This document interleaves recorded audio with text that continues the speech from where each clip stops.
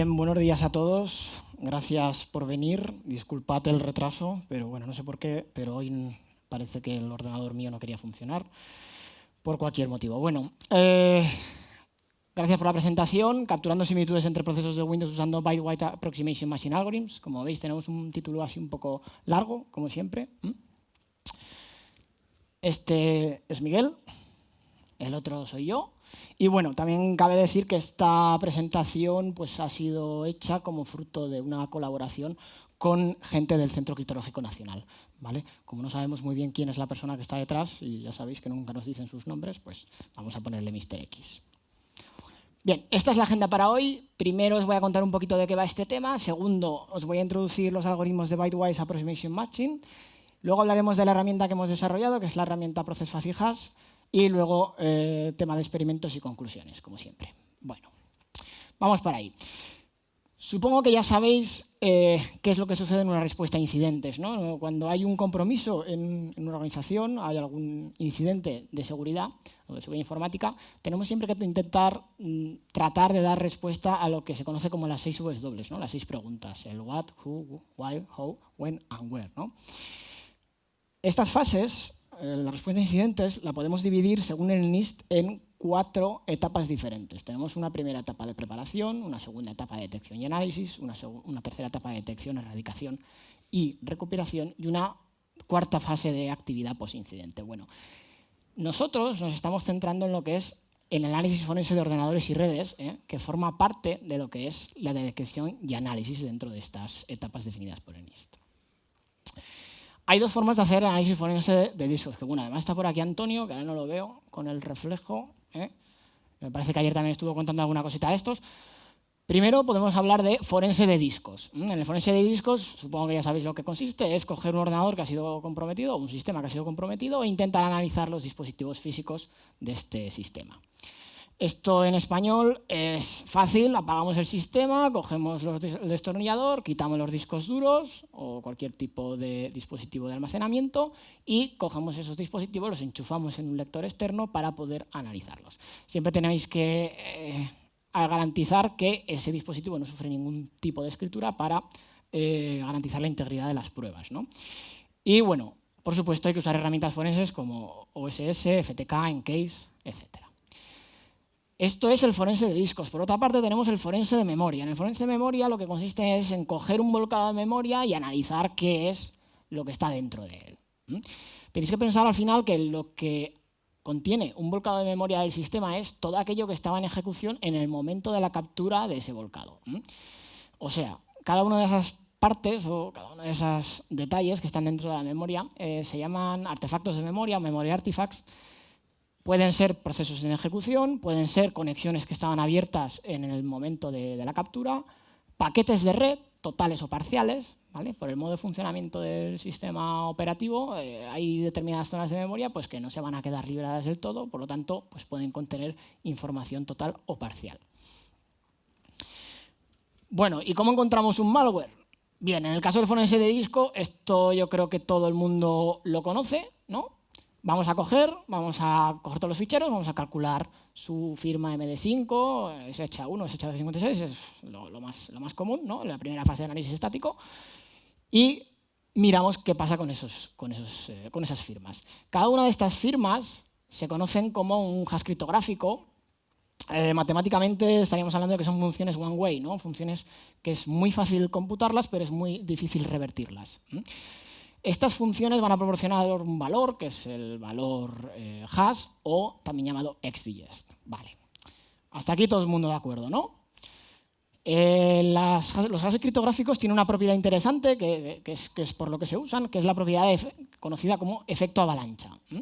Esto va a provocar que una pequeña diferencia en el fichero, o sea, si nosotros cogemos el fichero binario, simplemente modificamos un bit y volvemos a calcular su firma MD5, va a suceder que la salida es completamente diferente. Eso es lo que se llama efecto avalancha.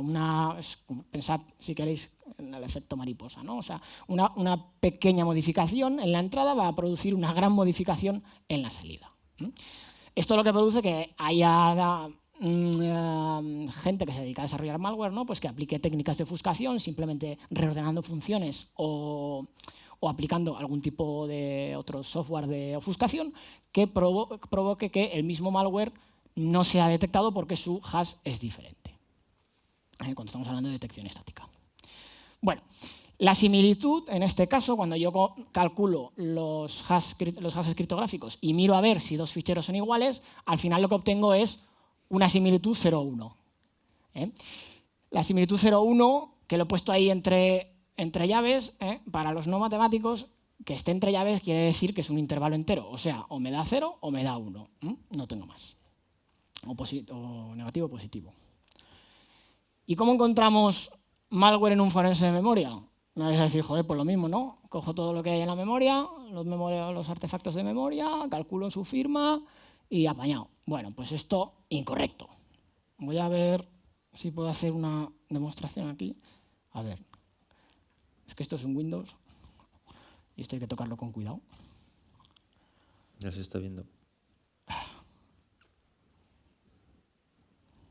¿Por qué no se está viendo?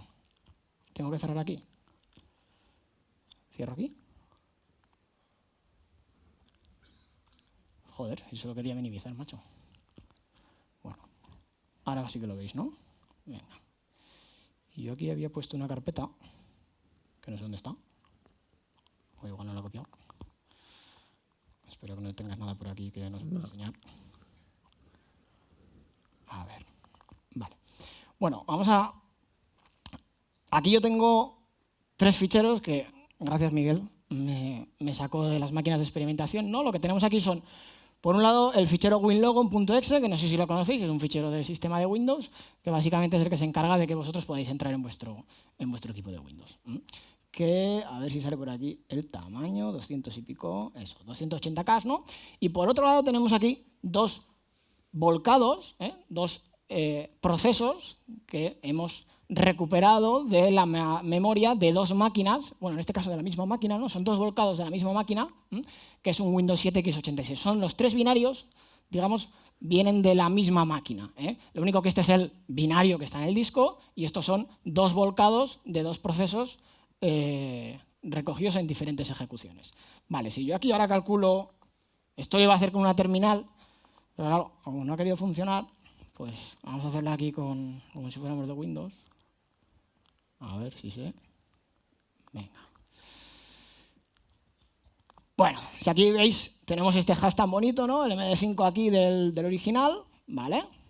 Y si ahora vamos aquí a calcular, esto, creedme que queda mucho mejor en la terminal porque ponía un asterisco y funcionaba. Pero claro, aquí me cago en la puta. A ver. Bueno, vamos a abrir. La tengo que hacer aquí como... Joder. Solo me falta una corbata ya. A ver. Venga. Y ahora cierro esto. Venga, perfecto. ¿Los veis? Bueno, como veis, se parecen un huevo, ¿verdad? Los MD5 y los SHA-1. Sí, bueno, sí, hay letras que coinciden, claro, pero el orden no. Vale. Esto es un problema, porque el fichero al final es el mismo. Entonces, lo que se puede usar en términos normales, digamos, en forense normal, que es el cálculo de firmas estáticas, resulta que no se va a poder usar aquí para empezar, para ir a una diapositiva. ¿Baja? Ya está, que voy así. Ah, pero no se ve. Ya, porque no se ve. ¿Hola? Pinchando no. Sí, estoy pinchando, no sé. Voy a hacer escape. Sí, lo estoy lanzando desde aquí. Ahora. Bueno, gracias Windows. Ahora entendéis por qué le tengo tanto amor, ¿verdad? Bueno, bien, lo que os quería mostrar es que el uso de criptohashes o de hashes criptográficos pues son inválidos para poder calcular similitud entre procesos, ¿no? Básicamente porque al final lo que está sucediendo es que tenemos un fichero ejecutable, en la forma tradicional, forense de discos, tenemos un fichero ejecutable que eso es una vista estática y luego tenemos los procesos de un ejecutable, que eso es una vista dinámica. ¿Por qué son diferentes? Bueno, aquí es donde yo os podría dar una charla sobre el formato de los ficheros de Windows, en este caso las cabeceras de los ejecutables, siguen un formato estándar que se llama Portable Executable. Y bueno, lo que sucede principalmente es que todas las direcciones importadas por el binario resulta que no están dentro del binario. Solamente en el ejecutable que tenemos en disco solamente tenemos referencias a nombres de funciones, pero no tenemos las direcciones de esas funciones. El loader de Windows, que es el que se encarga de lanzar en ejecución un ejecutable, es el que se va a encargar de coger todas esas y cada una de las funciones y resolver ese nombre a una dirección particular. Estos nombres de secciones se encuentran dentro de lo que es la sección IDATA o la sección import dentro de un ejecutable PE, y es algo similar a lo que tienen los ficheros ELF de Unix a través de la sección GOT. No sé si conocéis de lo que estoy hablando, pero bueno, los que han dado clase conmigo pues saben de lo que estoy hablando. Bueno, entonces, ¿por qué son diferentes? Vamos a ver, vamos a hacer aquí un examen. Venga, empezando con la A, mecanismo de defensa software, que ayuda a evitar ataques de control flow hijacking. ¿Cómo? ¿Quién quiere sacar un doctorado? ¿Vale? ASLR, sí señor. El Address Space Layout Randomization. Este es un mecanismo de software que lo que va a hacer es randomizar lo que es las direcciones base de todas las librerías de sistema, así como del heap y de la pila. Bueno, en realidad no solamente esto influye, sino que también el tema de relocation también puede ser un problema. Básicamente, las direcciones de símbolos pueden ser, probablemente con mucha probabilidad, pueden ser diferentes en ejecuciones posteriores. Bueno, y entonces, ¿cómo podemos calcular la similitud entre artefactos de memoria? Mediante algoritmos de Approximate Matching Hashing. Este tipo de algoritmos lo que me proporcionan es una medida de similitud en el rango 0,1. Fijaos que antes teníamos llaves, ahora tengo corchetes.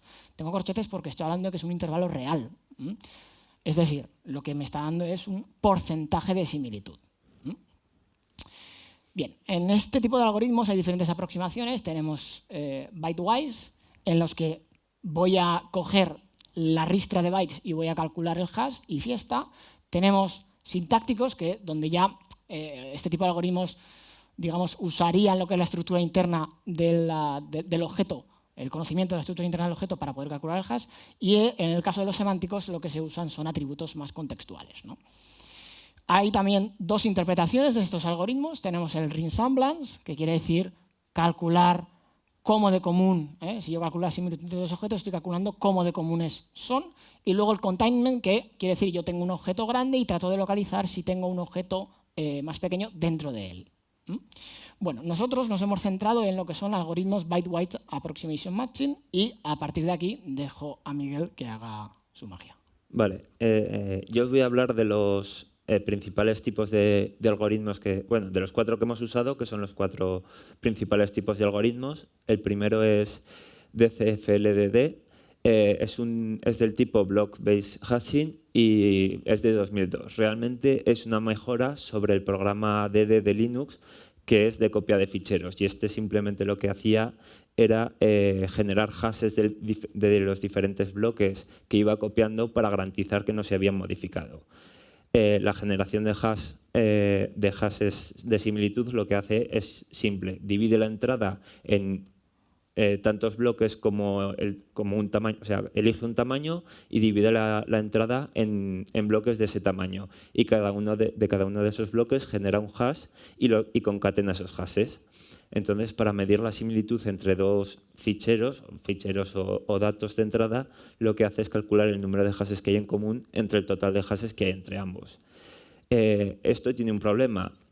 Si un atacante cambia un solo bit en una de las entradas, pero cambia un bit, me refiero a lo inyecta o lo elimina del principio, todos los hashes van a tener un cambio, o sea, los bloques van a tener un cambio de offset de un byte, por lo tanto todos los hashes van a cambiar y la similitud será siempre 0, entonces no vamos a encontrarla. Y el otro problema que tiene es que el tamaño de la salida es bastante grande y no, porque genera un hash por cada uno de los bloques y genera bastantes bloques. El siguiente algoritmo es SDIP y es uno de Context Tiger Pathways Hashing, y lo que hace es, en lugar de generar bloques en los que dividir los datos de entrada, utiliza un la idea es generar contextos en función de los propios datos.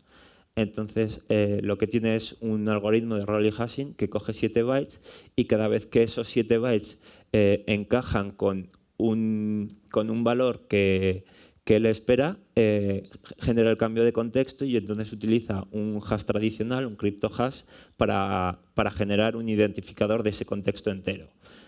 De ese cryptohash, el problema es que solo se queda con los últimos 6 bits y los codifica en base 64. Esto lo hace pues, para que la clave que genera al final sea un poco más pequeña. Al final, el objetivo de este algoritmo se centra en generar de 32 a 64 cambios de contexto y la similitud simplemente de esos hashes, o sea, de esa secuencia de criptohashes, es una distancia de edición. El tamaño de la entrada, o sea, el tamaño de la salida depende del tamaño de la entrada, pero como espera generar de 32 a 64 hashes y genera esos hashes para 2 tamaños de bloque, o sea, genera 2 veces ese hash de similitud, pues al final tiene de 64 a 140 caracteres como hash de salida. El problema, pues que al limitar a 64 cambios de contexto, lo que hace el algoritmo es cuando está en el 63, el resto de los datos de entrada genera un único contexto. Entonces, un atacante puede forzar al principio de los datos de entrada que quiere meter al sistema suficientes cambios de contexto como para que al final todos los datos que él quiere meter caigan en un único contexto. El problema también tiene un problema que solo puede comparar 2 hashes con el mismo tamaño de bloque. Por ello genera 2 tamaños de bloque, pero aún así no puede comparar ficheros que sean muy diferentes. Y al final tienes colisiones porque al quedarse solo con los 6 últimos bytes de los criptohashes de cada contexto, pues ahí hay colisiones. Por lo tanto, 2 contextos con datos diferentes pueden generar el mismo criptohash. SDHash es el siguiente algoritmo, es un Statistical Improvisation. La idea es coger características que sean poco probables pero identificativas de cada uno de los datos de entrada. Este algoritmo lo que hace es coge ventanas de 64 bytes, le obtiene la entropía de esos 64 bytes y descarta los que tienen muy baja entropía, menor de 100, o muy alta por ser muy improbables, más de 990. Con esa entropía lo que hace es un ranking que en función de lo que estudió el autor, que era más útil para encontrar similitud, y eso lo cuenta cuántas veces en ventanas de 16 rankings, o sea, de 16 salidas de ranking, cuenta cuántas veces es la que menor precedencia tiene. De forma que selecciona todas las características que aparecen al menos 16 veces es la menor en una ventana de 64 y las mete en un filtro Bloom, que al final es una estructura para seleccionar conjuntos. La similitud entre dos hashes de SDHash es simplemente el conjunto de características, el porcentaje de características que es común entre los dos. El tamaño es del 2,6% al 3,6% del tamaño de la entrada, y los problemas es que como necesitas llevar hasta 16, que el contador llegue hasta 16 veces en que la factura sea seleccionada, las 15 primeras nunca pueden ser porque cuando pasa la ventana por encima de ellas jamás van a llegar a 16. Igual que las 15 últimas tampoco pueden ser seleccionadas. Entonces ahí hay una pérdida de cobertura. Al medir la similitud entre dos objetos, este algoritmo está pensado para medir tanto fracciones del objeto como los objetos enteros. Por lo tanto, no hay una diferencia entre si estás comprobando si tus datos son una parte de otro objeto más grande o son los dos procesos completos. Y finalmente hay estudiando bien el algoritmo hay un límite en el que dos ficheros en el que el 20% de los datos son diferentes pueden dar una similitud del 100%. Por lo tanto, la salida no es la esperada, del 80% debería ser. Bueno, el último es TLSH. La idea es que mapea identificadores o sea, coge los bytes de entradas y cuenta con qué probabilidad aparece cada uno de los identificadores. El hash de salida, al final, lo que utiliza son 32 bytes en los que ha dividido la entrada en... O sea, hace ventanas de 3 bytes, genera un identificador de cada una de las entradas y esas entradas las vuelca sobre los contadores. Con ese perfil genera, viendo en qué cuartil está cada uno de esos contadores, genera un hash de salida con los cuartiles. Al final, el hash final son 3 bytes al principio con el checksum, el logaritmo del tamaño y la relación entre los cuartiles, y seguido del cuartil en el que aparece cada uno de los contadores. La medida de similitud, pues lo que hacen es una distancia Hamming entre la cabecera más la distancia Hamming entre los cuerpos de dos hashes. El problema es que esto realmente el algoritmo lo plantean como no vamos a medir la similitud, sino vamos a medir la diferencia entre dos entradas. Y si es 0, es que las entradas son iguales, y si es 1000, puede llegar hasta 1000 por el algoritmo, aunque la mayoría de las veces se queda en 300, es que son muy diferentes. Hay varios artículos que normalizan esta medida a una de 0 a 100 como hacen el resto de algoritmos. Y esto. Y hay tiene una pequeña posibilidad de colisiones, porque al final también está reduciendo lo que es la variabilidad de la entrada a 128 contadores, entonces hay posibilidad de colisiones. Bueno, esta es nuestra herramienta. Es un plugin de Volatility, ha entrado en el repositorio oficial y básicamente tiene dos funciones. Generar los hashes, puede generar hashes de todos con todos los algoritmos a la vez. Tú le puedes dar un volcado de memoria y te genera los hashes de todos los procesos, de todas las secciones con todos los algoritmos. Y luego también puedes comparar los hashes y darte una medida de similitud. Los experimentos. Bueno, hemos cogido 9 máquinas virtuales. De estas 9 máquinas virtuales, 3 son de Windows 7, Windows 8 y Windows 10. Una es de arquitecturas de 32 bits y las otras 2 son arquitecturas de 64 bits, pero en una hemos ejecutado aplicaciones de 32 bits y en la otra de 64. De esas 9 máquinas virtuales hemos obtenido 10 volcados de memoria, y los procesos que hemos seleccionado para medir la similitud han sido WinLogon, LSASS, DW, los módulos de kernel 32, API 32, User 32 y MSVCR, y las aplicaciones VLC, Notepad++ y GIMP, que es una de imagen, ambas, o sea, estas tres en sus versiones de 32 y 64 bits. Luego hemos calculado unos límites en los que creemos que los algoritmos funcionan mejor, y la premisa ha sido buscar maximizar la precisión del algoritmo. Y se han buscado la similitud tanto de módulos completos como de secciones PE, como son TEX, RSRC y RData. No se han seleccionado todas las secciones porque, como podemos ver, en la sección .text ocupa entre el 80 y el 60% de lo que es un módulo o un P de fichero. Entonces, se ha seleccionado la sección .text, RSRC, porque también al final es un 10%, y finalmente en Windows 7 64 y en Windows 10 64 también la sección RData ocupa bastante. Se han seleccionado esas tres junto con el módulo completo.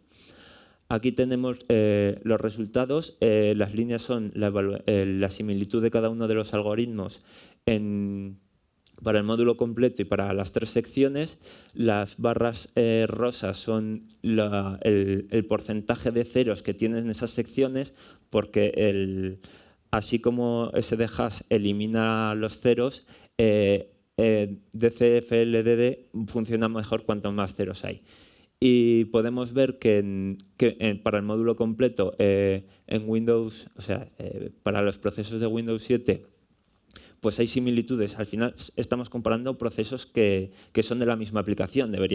Nos gustaría tener similitudes del 100%. Vemos que DCFLDD alcanza aproximadamente el 70% en el módulo completo. Luego SDHash se queda un poquito por encima del 50 y SSDIP está bajando al 35 más o menos en este primero. Esto vemos que es más o menos en la arquitectura de 32 bits todas las gráficas son iguales. Vemos que SRC tiene más ceros, por lo tanto los algoritmos van mejor. Y si nos vamos a 64 bits, los resultados son bastante mejores y sobre todo la sección de texto, la sección .text, que es de código, sí que es muy parecida. Luego, si veis abajo, hay un puntito, una línea morada, que es la cantidad de bytes que realmente son distintos en la comparación. Si vamos por DLLs, pues vemos que más o menos es lo mismo. En 64 bits todo va mejor. Y en 32 bits que está arriba, pues más o menos encontramos unas resoluciones parecidas. Y lo interesante es, por ejemplo, cuando vamos a servicios, en la gráfica central de arriba vemos que las barras moradas, que es bytes que son diferentes dentro de las comparaciones, son mucho más altas. Y vemos que en cuanto suben un poquito, ese es un máximo de un 7%. En cuanto suben un poquito, hay algoritmos como SDHash o SSDIP, que son los principales del sistema, que caen mucho en las comparaciones hasta... Eso no son ceros, pero son similitudes de 1 o 2, cuando realmente son procesos iguales. Aquí tenemos la tabla de resultados. El límite es cuando consideramos que dos procesos son iguales, siempre que sean mayores de 0. Para DCFLDD no hay ningún momento en el que eso mejore, pero para SDDIP, SDHash y TLSH tenemos un segundo límite, que es el de abajo, que lo que hace es garantizar que en todas las secciones miradas la precisión es máxima, porque nos interesaba más mejorar la precisión. Las conclusiones, pues que se puede identificar módulos por similitud con módulos del mismo binario. El sistema operativo no afecta, depende siempre del código, principalmente del código, porque al final ocupa el 80%, pero las arquitecturas sí que, como para cada arquitectura se compila diferente y funciona diferente, sí que se ven cambios, y en 64 bits es mucho más fácil identificar procesos. Entonces, finalmente, SDHash muestra los mejores resultados, aunque los valores no son tan altos, simplemente es porque el algoritmo no da valores tan altos, pero la precisión y el recal son mejores. Y bueno, las últimas conclusiones. Sí, bueno, yo por acabar, nada, un poco lo que había dicho ya Miguel, ¿vale? Los algoritmos de Approximate Machine Hashing van a ser útiles para poder calcular la similitud entre artefactos digitales obtenidos de volcados de memoria, y por ahora SDHash presenta los mejores resultados, aunque los valores de similitud son muy bajos. Así que me gustaría acabar también la presentación comentando que quizás los algoritmos de tipo Bitewise no son los más apropiados para este tipo de problema. Y por último, también me gustaría agradecer a Iñaki Abadía, que no lo hemos metido en la presentación, pero bueno, es uno de los estudiantes que también ha estado a cargo de lo que es la implementación de la herramienta. Y esto es todo. Perdonad por el retraso, por los problemas técnicos. Si tenéis alguna pregunta o alguna historia, no sé si tenemos tiempo para preguntas. No. ¿No? Pues nada. Gracias, chicos. No hay ninguna pregunta. Gracias, Miguel, Ricardo, por vuestra ponencia. Una vez más haremos una breve pausa antes de seguir con la que será la última ponencia de este módulo 4. Sí, pero... Gracias, chicos.